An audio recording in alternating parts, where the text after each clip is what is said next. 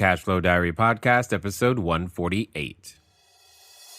Welcome to yet another exciting episode of the Cash Flow Diary Podcast, the podcast that teaches you insider tips, tactics, and strategies for creating leverage streams of cash flow into your life. Learn from top-performing entrepreneurs, business owners, investors, and thought leaders from across the globe as they share their secrets to success. Like what you learn on this and other Cash Flow Diary podcast episodes?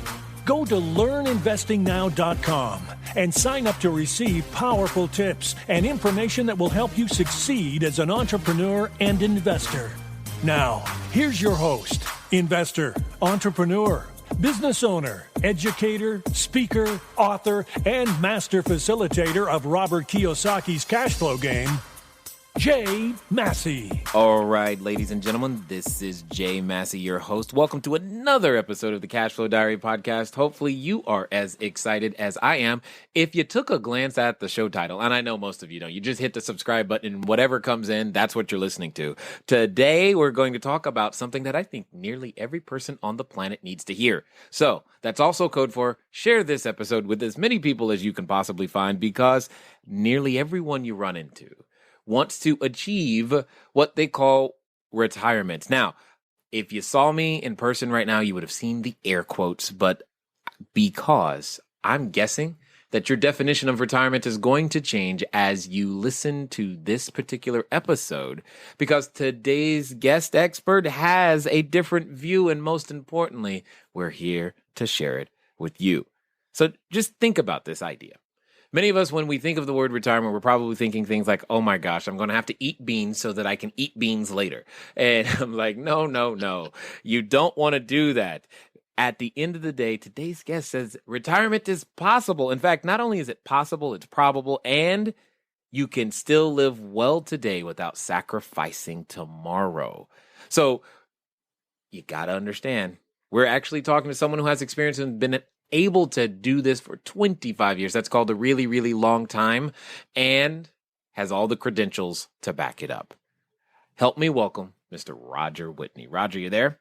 Jay, how are you? I am excited, glad that you are here. Now, you call yourself the retirement answer man. That means I have to be the retirement question man today. There you go. Go ahead and ask. Yeah, you know, I've got a big job ahead of me, because there's so many people right now who probably have so many questions about, like, how to retire and what's retirement and all these things that I'm sure you get all the time. Now, before we go there, though, I've got a question for you. And in fact, most people already know where I'm going with this. I look at today's entrepreneurs a lot like yesterday's superheroes. You know, Batman, Robin, Wonder Woman, Hulk, whoever you like. Because superheroes, they go around, they transform themselves in various ways and save people. You know, they usually from their own mess. And many people would probably argue that the reason they're unable to retire is because they created the mess in the first place. But at the end of the day, that as an entrepreneur, what we do is we get to go around and save people and improve their lives using the skill sets and talents and the ideas that we know and come up with. However, before we put on our first cape or mask, we're just ordinary people. We have an alter ego, if you will. So what I would love to know is, before you put on your cape and mask and started swooping around for the last 25 years and saving people and helping them retire, who is Roger Whitney? Oh, Lord. Yeah, that was a challenge I was not expecting. Good. Who am I? I'm a man on a journey. I mean, I'm just trying to figure it out like everybody else. And I'm very successful at it because I screw up a lot. Yes. To learn from everything I've made mistakes. I'm 48 now, and so I'm starting to feel older. And one of the nice things about getting older is you start to have perspective, because I have lots of scars. I have some wins, but I have lots of scars, and they teach me and they give me perspective. So I guess that's who I am. Yeah, perspective. It's something that I'm on this journey of gaining. I think I've been saying to all my friends that the last year has been the year of Jay growing up finally. So it's like that's what it feels like, you know, as I crossed 40 finally, and I'm just like, here we go. It's time to grow up. I got a kid in college, man. And isn't it? It's like, what is that? How is that possible? Anyway. Well, I'll give you like a quote that something I tell people when I enter an engagement. One of the first things I say is, now let's get something clear. I have absolutely no clue what's going to happen in the future. So now that we have that on the table, we'll have to figure out how to manage through it. Totally. Right. How can I guarantee that my retirement is going to be safe? I'm like, you're talking to the wrong guy. I don't know that that's possible in any way, shape, or form. So help us understand, how do you wake up one day and go, I know I'm going to help people with their retirement? Well, it was an evolution. This is all I've ever done is work in the financial planning industry. And that's a long and really, there's a lot of scars from that because it's a hard industry. And in a lot of ways, it's not a good industry. But where I came to focusing on dealing with that transition to a more independent life is, well, one, that's where most of my clients are. They're thinking about those things. And that's where you're entering that midlife crisis phase of what is the rest of my life going to look like? And how am I going to make it work? And it's a really critical period of time. And I was influenced really early because my mother worked very hard. She was a single parent. She had the obligation of taking care of myself and my two sisters. And she was one of those people that sacrificed her life with the promise that I will enjoy myself later on when after I've taken care of all this stuff. And for her, that later on never came because she passed away when I was 22. Oh, no. So I think a lot of us feel so intimidated about the future that we sacrifice the only life we have for some idea that might not ever come. So there's got to be a way of finding some balance between taking care of tomorrow and still enjoying and being alive in the present. Totally understood and well said, if I may say so myself. At the end of the day, then, I like, first of all, what you called it as a transition to a more independent lifestyle, which completely begs the question. When you think of the word retirement, what is its definition? What does that mean? Well, so I'm on a deadline. I have a book that I'm working on that will be done hopefully by mid-March. Okay, that's called for August, but go ahead. Just saying. We always, especially with the book, it takes longer than it's supposed to. I'm already overdue. But the working title of it is Screw Retirement. And what I mean by that is screw that ideal or that current concept of retirement of the photos that we see in all the marketing material of sitting on the beach and walking down. And the reason I say you got to screw that concept is because, one, you're going to live a lot longer than you realize. You're going to be a lot healthier than you realize, more than likely. And if you embrace that traditional concept, you'll never be able to make it because you'll have to save such a huge pile of money. You will be eating beans and rice right now and in the future, like you said.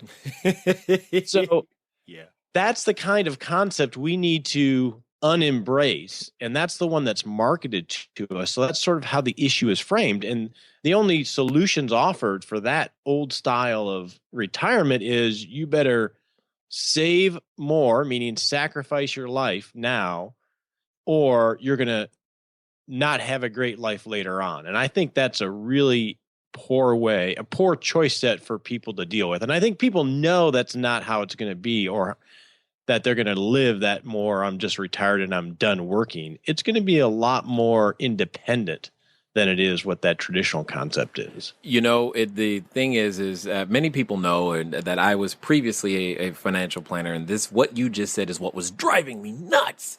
Is the fact that every time I tried to sit down with somebody, I was like, here, this is all you have to do. Save this incredibly amount of money from a budget that you don't already have, and you'll be completely fine, which is code for saying you're not going to make it. You're screwed. So, and then what happens is people just tune out and they don't do anything. Right. And that's not being very intentional. So my concept of retirement, and this is my plan, is accepting, I'm 48, I'm accepting that I am going to work probably till at least 70. But I'm going to work more on my own terms. Meaning, and so rather than have it be this big Mount Everest that you have to build this big pile of cash and then check out and then be happy, I would liken it more to it's a journey where I don't have to build as big a pile of cash because I'm managing my cash flow, and I'm going to have more cash flow for longer if I'm intentional about how I structure my life and my business and things like that. So right now I feel retired in a way because I'm just having a blast serving the people that I serve, and I'm still able to have that balance because I'm already accepting I'm not going to retire at 60. I'm going to continue to work, but more on my own terms. You know, I think right now, many of our listeners now just figured out this is why Jay has him on the show today, is because I am the exact same way. We call it piles of cash versus streams of cash. And at the end of the day, it's easier to create streams of cash than it is this massive pile that for most people is like we can't save up faster than they can print, but we can create current streams of cash significantly faster. And we all know that I lend towards real estate because that's the thing that has the ability to do it, but it's not the only thing out there. And that's exactly why I like you. It's like, you get it. It's not. Oh, they like me. They really like me. Yeah, totally. It's like, there's no way to get there with the traditional thinking. I mean, between taxes and inflation and the vehicles that are available, it's like, good luck. However, if you begin to change the way you think, you can use those same vehicles in different ways. So I would love to know, how did you evolve? That's what I look at it as. How did you evolve to that realization? It took time. I mean, I drank the Kool-Aid. I mean, I grew up in the financial planning industry, and I think it's just maturity. And I consider myself more of a business person than a financial guru. And when you look at all the levers that a person has in their life, investments are important, but they're just a line on a balance sheet. And it just came from, I study a lot. I'm a nerd. You saw all the initials behind my name. I'm just a nerd, and I noodle on this stuff all day long. That's true. I did see all those initials. In fact, it's not quite 26 letters, but it's definitely long. And I'm just like, wow, I didn't even know that those letters go together, but they are together. So speaking of initials and all of these things, I guess, what do you think is more valuable these days when it comes to seeking out someone who has the answers? Should they be looking for those initials, or is there something else that you've learned is actually more beneficial to actually help someone find the answers that they're looking for when it comes to this overwhelming and often intimidating subject of retirement? Well, in terms of a financial advisor, yes.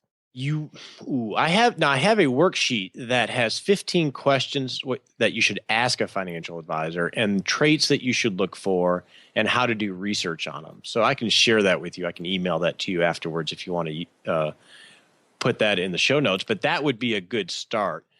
Initials are important if they're good initials, because as you know, there are a lot of certifications that aren't necessarily as rigorous as others. Right. But the problem with the certifications are that they teach the traditional retirement planning model that the financial industry has embraced. So as an example, I'm a certified financial planner, and I taught part of that curriculum at the University of Texas at Arlington, and I taught the retirement planning section. And the retirement planning section, the official retirement planning process, is literally what we just talked about. It's determine how much you're going to need when you retire, look at what assets you have, figure out what the gap is, and then figure out how to save and invest to hit there.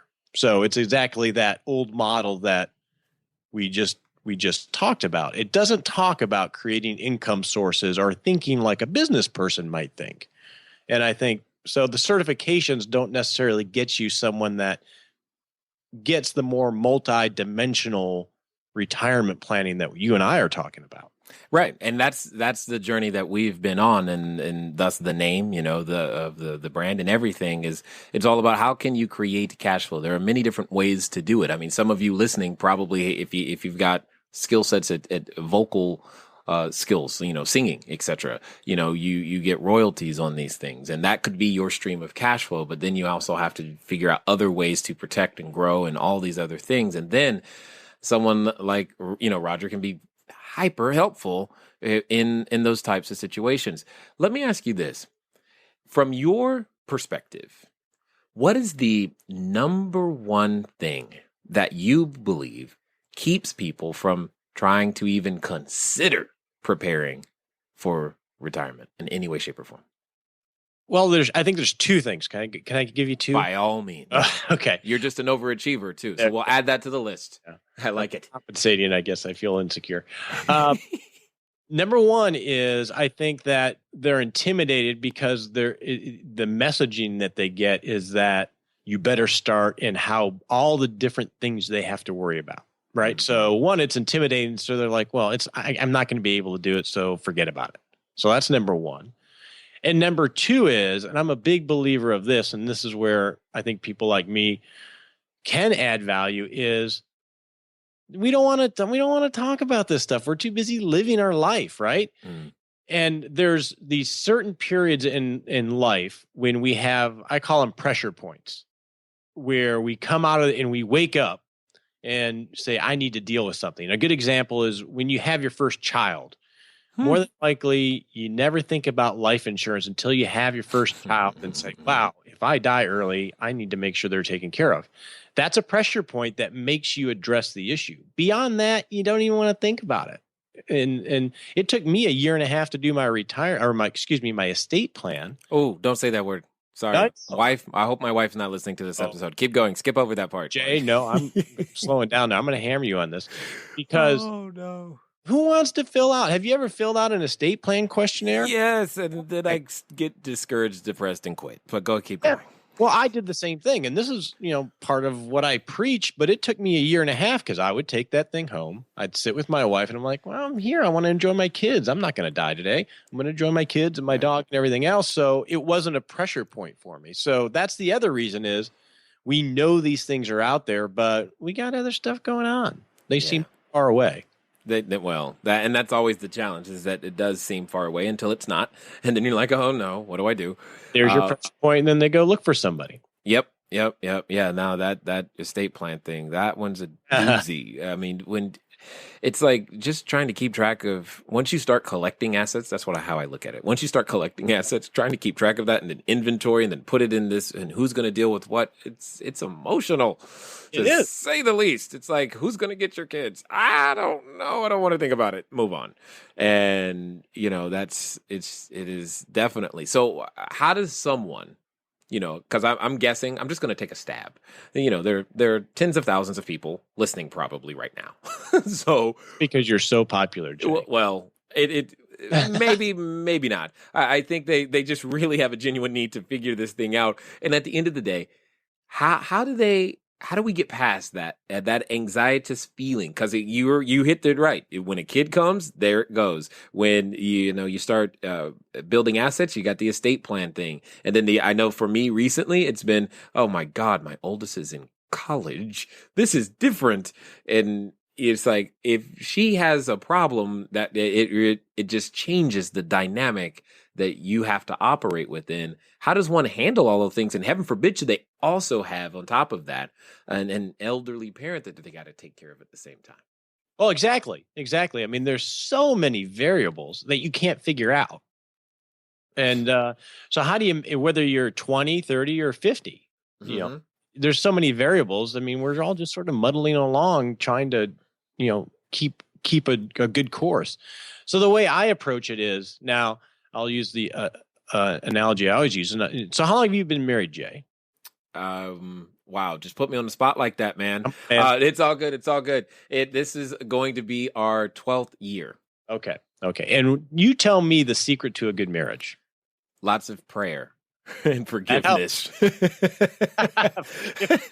There is nothing else. And everybody has a different answer, right? And so my answer is always, and this year will be 25 years.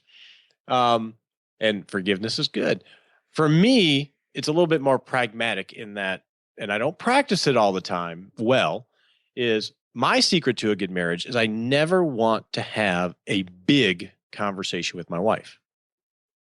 If I can avoid big conversations, I'm doing good. And what that means is I have lots of little conversations. So we're walking hand in hand spiritually and mentally and value-wise. So we don't start, because what happens is people live separate lives in their head, right? And if you don't have little conversations to make sure you're in harmony with your spouse, I've dealt with these things. You can have divorces. They don't even know why they're getting divorced. There's just so much resentment built up of things that were not addressed when they were tiny that it blows up. Well, your financial life is exactly like that, in that we have no clue what's going to happen in the future, economically or in the world or in the markets or in real estate or whatever. But just as much as we don't know anything about that, we have no clue what's going to happen in your life, Jay. 5 years from now, the things that you care about will probably be totally different than you can imagine today. You're going to evolve as a person. You're going to be a different man then as you evolve. Right. So rather than try to figure all this out and get so intimidated, what I focus on is how do you have lots of little conversations and make sure they're the right conversations so you're in tune financially with the things that you and your spouse actually care about. And it's a lot like running a business. You're talking about, okay, what's our objective here as a family over the next year and 3 years? What is our cash flow situation? And is it good? And then how do we create more free cash flow? And then what do we do with that free cash flow, your balance sheet or your net worth statement? And then what risks are out there in our life? And then how do we address those? And then what's our giving plan ultimately? And then you just keep having conversations on those areas over and over again. And that's what I do. I drive the conversations. I facilitate them. So the people I work with, they just show up. And then we just muddle through life together, managing the uncertainty rather than thinking we have to figure it all out. Yeah. And that uncertainty thing is huge because how many people ask you for guarantees? Well, See, well, I can't even say that word back to you. I'm not allowed to. I know. That's kind of the funny part of me saying that to you. It's like I'll tell you how I deal with that though. When people want certainty, and you know, the clients will either, you know, people will either self-select themselves or not. But what I tell people, and as we're going towards retirement, I was like, okay, John, I'll say, Jay, I can't guarantee you're not going to live in a trailer at the end of this. And I've said this to people that live in, you know, multi-million-dollar homes. I'm like, Jay, I can't guarantee you're not going to live in a trailer because the world could just go totally wrong. Everything bad could happen in your life. And if it does, if we have that perfect storm, you could be living in a trailer. But what I can tell you is if we have these little conversations consistently and are diligent to it, you're going to be downgrading so many times along the way that it's not going to be that big a deal because we're going to be making all these little adjustments. And everybody else will be in the same boat, but you'll be one of the last people to move into a trailer. Because most people will ignore it and then all of a sudden wake up and have a huge conversation, sell their $1 million house and be broke. But if you're diligent and you have a repeatable process, you'll be making so many little adjustments along the way. It won't be that big a deal. You know, I like this concept of having small conversations. You're talk to your wife tonight, aren't you? I was getting to say, I was like, you know what? It's okay for my wife to listen now. She can now listen to this particular episode. This is good stuff. So, with all of that being the case, because the this whole concept of, you know, retirement and you being, as the superhero that you are, saving people, giving us answers, at what point do you really go, this is something I want to do and help people? How did you develop the courage to be the guy that people can come to for those answers? Because that's a lot of responsibility for any entrepreneur, let alone on the subjects like, it's one thing to say, hey, you know what? I know I got a great idea. I'm going to make pens. Well, if the pen doesn't work out too well, it's not that big of a deal. This is retirement. It's a completely different emotional thing. How on earth do you develop the courage to be the guy willing to stand in that gap? Are you tired of letting good cash flow generating ideas go to waste? Go to cashflowdiary.com/ready to apply for a complimentary, yes, that means free, one-on-one breakthrough session. Take action now. Go to cashflowdiary.com/ready. Again, that's cashflowdiary.com/ready. Before we get back to today's episode of the Cashflow Diary podcast, your host, Jay Massey, has some important insights to share with you. Have you noticed that one of the necessary ingredients for you to go out there and become the bigger, better, badder entrepreneur and put on your superhero cape is, well, courage? Do you understand what that is? Do you get it? At the end of the day, it's okay to be afraid. It's just not okay to let fear stop you. And you can go out there and become all of the things that you've heard every one of these entrepreneurs that we've been introducing you to, become. If you really, really want it, and really, really want it, you know what that means? That means you're willing to deal with the ups, the downs, the discouragements, the people that say no, the people that tell you yes, but really meant no, and the people that said no, that really meant yes, and everything that tends to happen in between. You got to be committed to becoming a bigger, better version of yourself. And that's what you hear often with a lot of these interviews. You guys can do it. That's why you keep listening, I think. Anyway, I want you to hear the rest of this one. That's a big question. And I was supposed to ask little questions? No. Well, there's a couple things in there. One, I've been a financial advisor for a long period of time. And I would say definitely in the early years, and the way financial advisors are trained is horrible. So I didn't add a lot of value for a very long period of time because I didn't know what the hell I was doing. Excuse me. So there's that. And there's that, wow, if I'm doing this, and I think I've iterated myself and changed enough that I'm highly trained. I have enough experience, mainly because I've screwed up so much because I didn't know any better. Right. And I still have a lot to prove. So I'm at my sweet spot in my profession. And I spent about a year, this is going to sound silly now, but I could have easily coasted as a profession and made good money and had fun, and look back 15, 20 years from now and say, okay, that was fun, but what did I really do? So I spent about a year really having that midlife crisis of what's this all about and why am I here?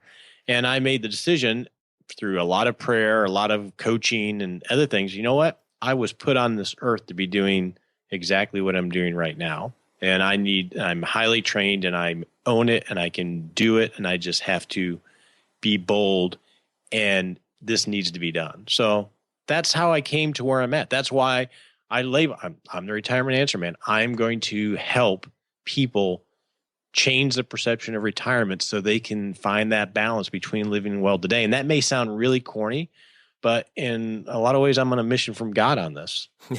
Yes. For those of you who didn't get that, that's a Blues Brothers reference, which is probably a movie that came out long before your iPod, but that's okay. Keep this in mind. It doesn't matter. At the end of the day, we all have to draw inspiration from somewhere. And it's good to know where that comes from because we need it in order to go out there. Being an entrepreneur is risky, fraught with uncertainty, not for the lighthearted, and you definitely have to find a way to stay grounded. So what would you say at this point is there a top 3 things everybody could do to, and I'm not going to use the word guarantee, but put the odds more in their favor to actually be successful at making it to any version of retirement? Don't think it's an investment solution, because it's not. It's a behavior solution. It's managing your cash flow and creating free cash flow in your life, which goes to stuff that you're talking about. It's just like a business. You got to create free cash flow. And then rather than think of it as an investment solution, use your net worth statement as your core document into allocating that free cash flow to serve what you and your family care about most, and have those little conversations. And if you don't think of it as an investment solution, then you're going to start to think more creatively of how do I increase my free cash flow? how do I find more joy and experiences than things? And those are the types of things that will really drive you to having a longer life where you're productive rather than thinking you have to save this big pile. Correct. That I can remember so many times telling people how much was in that pile and just seeing the discouragement on their faces, to get there. So, well, I guess then you're the retirement answer man. So riddle me this, Batman. What is the number one thing someone listening right now could do to begin to make that shift? Right now, before this episode is over, what's that thing they could do? Figure out what you're supposed to be doing and think of yourself as your own individual business and start treating yourself that way. Whether you work for a corporation, McDonald's, or you actually run your own business, you are your own business. You Incorporated. Love it. It really is. Absolutely. Because at the end of the day, that's really how it is. When it comes down to it, we just have this, illusion that we have that safe, secure, stable job thing going on at the end of the day. Now, I got a question, because you've hinted at this a number of times, but you said you talk about managing cash flow.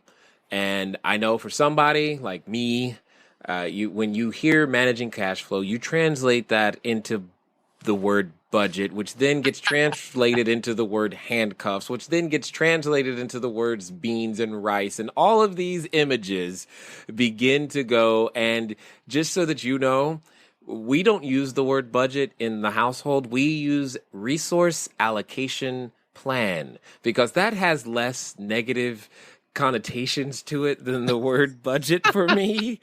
So for those of us who might not necessarily like our resource allocation plan, what would you say? How do we manage this cash flow if we don't even like this process?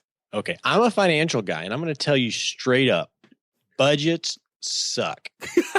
Yes, thank you. I hate budgets. So and this is how I'll tell you exactly how I manage my cash flow.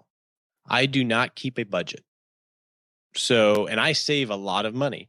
And the way that I do that is, at the end of the day, I don't want to be a bookkeeper. I got too many other things I want to do in my life. I don't care if my eating out category is high or low for any given month. So what I did, and this is just out of hating budgets, is I have a simple process for managing my cash flow. I did some forensic accounting and said, okay, what do I roughly spend over a 3 or 4 month period? So you have to do a little bit of work on the front end. And I came to a number.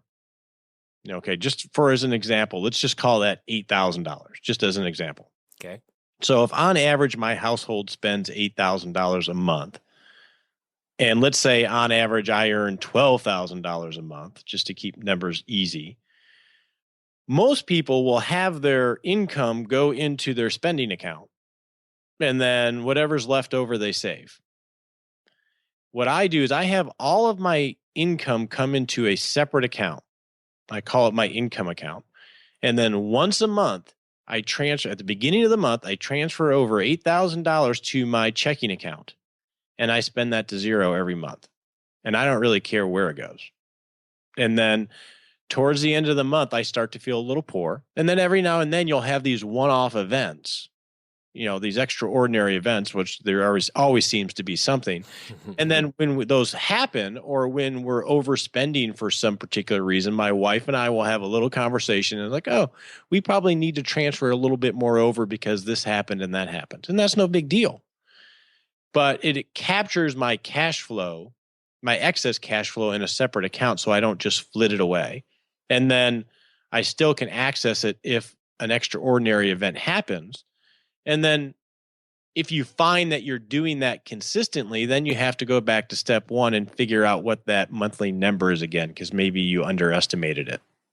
Got it. So I don't pay attention to any category. So that's the simplest way I figured, because the real goal with a budget is to capture that free cash flow, that excess cash flow.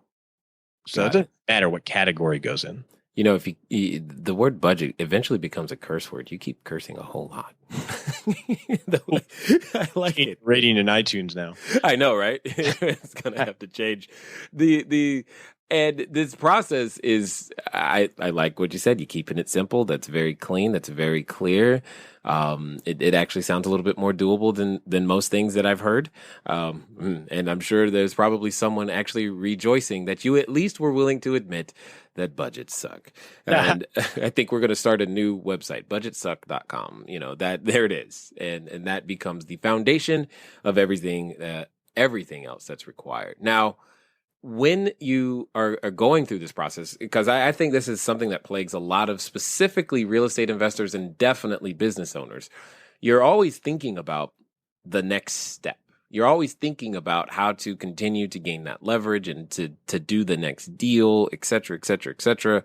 So the idea of actually having that 4,000 or 10,000 or even 40,000 or 100,000, whatever the number is for you, off to the side, quote unquote, doing nothing doesn't exactly sit well with most. Now, as I said earlier, there's been this whole thing, Jay, growing up thing over these past couple of years that it just feels like, okay, I kind of get it more why you want to do that, but help us understand how important those cash reserves are and how it's not really just doing nothing. Yeah, personally, I do real estate, and I have a lot of clients that are in the real estate industry and are deal junkies. Hey! I take my medicine. I'm good though. And with real estate, leverage is a lot of it, right? Yeah. At least traditionally. So real estate investors and business owners, because man, I'm a business owner, and then, man, any dollar I invest in my business, I feel like I have more control over what my IRR is going to be than anything else. Right. So having cash reserves feels very wasteful, especially for real estate people, because there's always deals and there's always leverage, and the performers always look great, right? Oh, that's exactly how it happens too. Didn't you know?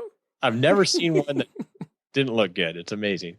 But anyway, and it does, especially with zero interest rate environment, but cash flow or cash reserves are critical. Oh, they're so critical. And that's a hard thing for an entrepreneur or a real estate person to get, because life happens, and it's like life's airbag, right? And you don't know when you're going to need it. And an airbag costs a lot of money, believe it or not. And when it's there, it saves you. And although we've seen time and time again, people that run into financial issues, it's because of a lack of liquidity.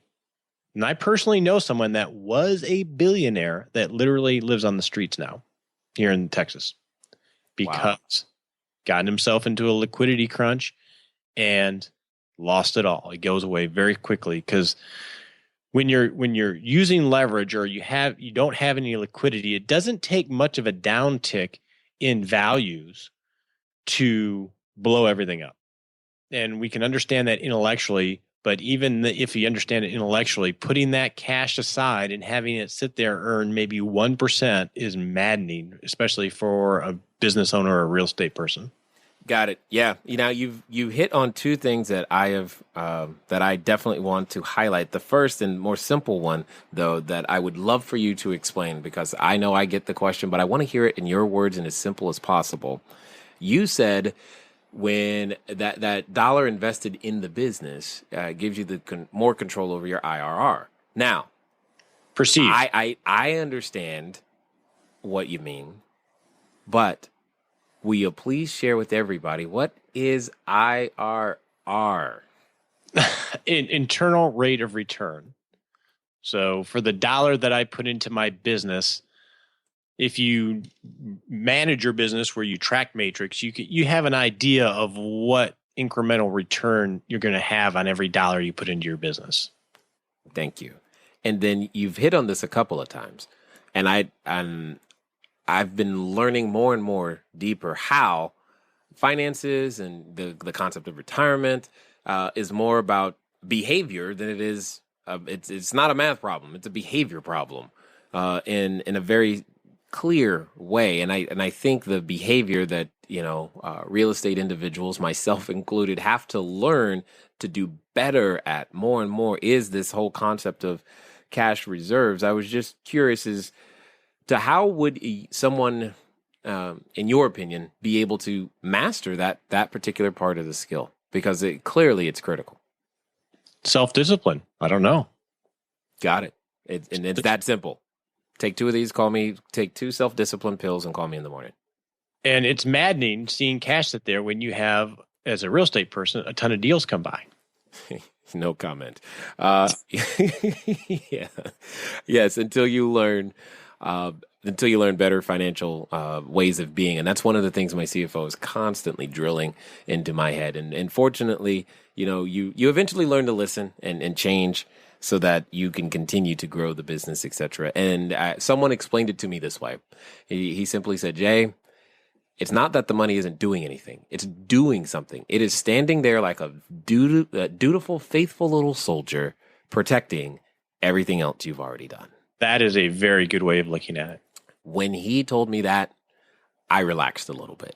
It was like, okay, all right, that makes me feel better. Somebody is standing guard, and there they go. Good little soldiers. And it made me feel better because they definitely don't multiply in any way, shape, or form in today's interest rate environment, but they do sit there and guard. And that's all right, cool. I can live with that. That's a very good way of saying it. I like that. I'm going to steal that. That's good. Yeah, no, hey, it freed me, and it hopefully it'll free a few more people because I don't like it. It was not something that you go, well, it's just sitting there and it just bugs you in the back of your head all the time. But so the concepts that you were talking about, you incorporated the idea of thinking yourself as your own business, even if you actually work for someone else. What would you say is the most common things that when someone walks into your office, you're like, here are the 3 things that I know we're going to have to fix no matter what, so that they can begin to manage their own life like a business? It's having those conversations, because most people have no clue of their cash flow or no understanding of what their net worth is. And I'm amazed by that. He's like astounded. You don't know. Wow. Okay. Excellent. And that's it? Like, what if, say someone does know, what then? What are they supposed to do, or how do they interpret that information? Because I always think it's a process. It's data to information to interpretation. And most people, as you're saying, don't even get as far as the data part, let alone the next step. Right. Well, so the things I go through, I'm like a wind-up dial, Jay. I go through the same conversation over and over, whether they get it or not. So we always start off with, okay, what are we trying to accomplish here? And let's define what that ideal is. And most people have a hard time even knowing what they're trying to accomplish in the next year or 3 years from a financial perspective, much less retirement. So I call them tiki dolls. We start setting up tiki dolls that we can knock down. Nice. And then we just continually do that. So we set up the 1 year. Okay, what's our theme for this year from a financial perspective? And we set what that is, and then we work like a project throughout the year to knock those down. And those are all the 1 year goals generally drive the 3, and then the long-term goals. So that's part of the meandering process. But most people just don't have that concept of what even they're trying to accomplish. This is true. Now, is this so do the tiki dolls like have different color skirts on or whatnot? I need to get some balls in my conference room so we can throw them at them. Yeah, I'm just sitting here thinking that's one way of memorializing the progress that you're making. It is, isn't it? It would be an interesting thing. And then when people are getting to that point, so I generally end up engaging with people when they're at that point that they're wondering what their end game is. Right? They're 50 or they're 50 and older, 45 and older, and they're wondering what that end game is to where they can slow down running a little bit but still be engaged.